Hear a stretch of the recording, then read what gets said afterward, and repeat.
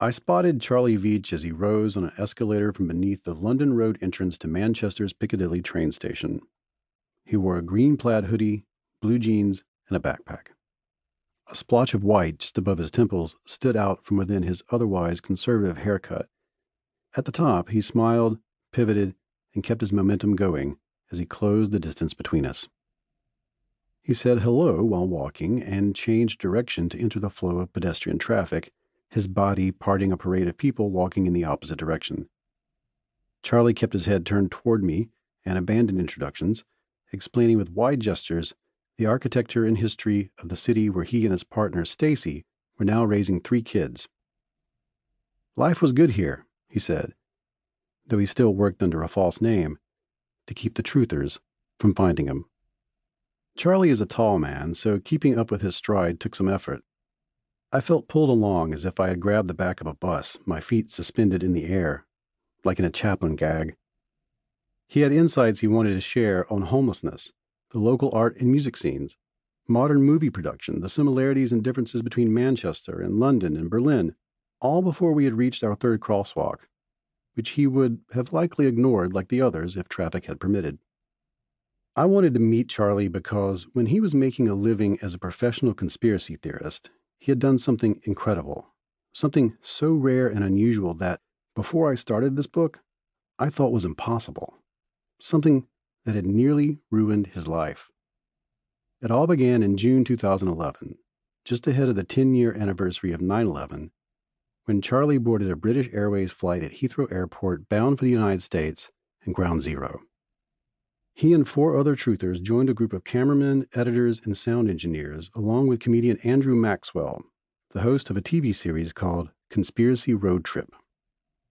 Maxwell and his crew would make 4 programs for the BBC, each dealing with a different conspiratorial community: UFO enthusiasts, evolution deniers, London bombing conspiracy theorists, and truthers, the people who believe the official story of what happened on September 11, 2001, is a lie.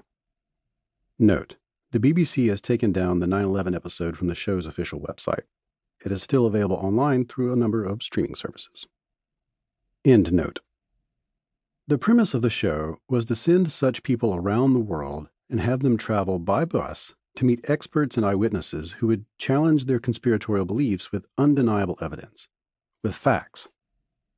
Whatever drama that ensued made for great television, arguing and frustration on both sides cut together with playful music and the usual reality show editing.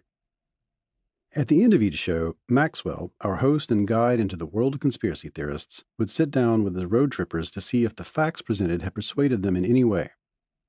That was the hook. People never budged.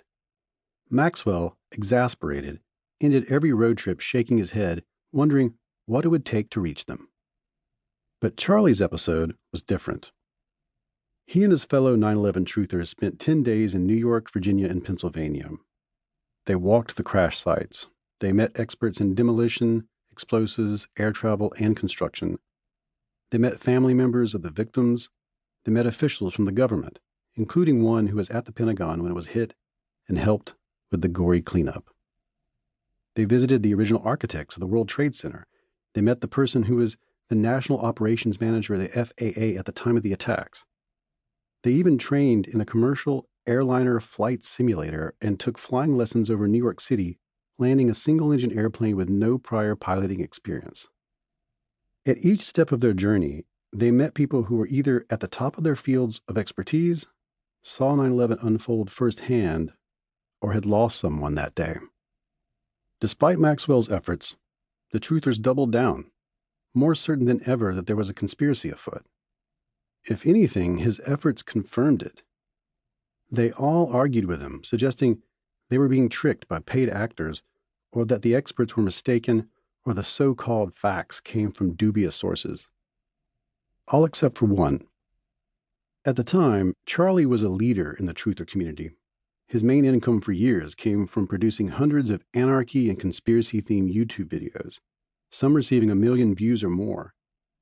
He told his fans that the fires of 9/11 couldn't have burned hot enough to melt the World Trade Center's steel beams, and that the buildings fell perfectly into their footprints.